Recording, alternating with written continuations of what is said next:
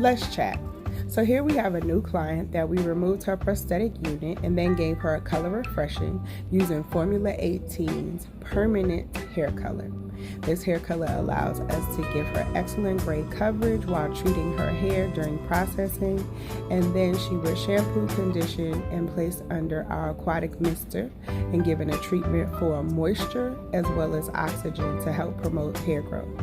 She was then blow dried and we trimmed her in so that we're maintaining her natural hair in between salon visits. We then reinstalled her prosthetic unit and we applied bowl hold liquid gold to give her great coverage for the frontal, which is a no glue adhesive that will not damage or pull out any of your natural hair on the hairline. We then refreshed the shape of her unit and she was on her way. Naila Copeland here. DM me if you have more questions.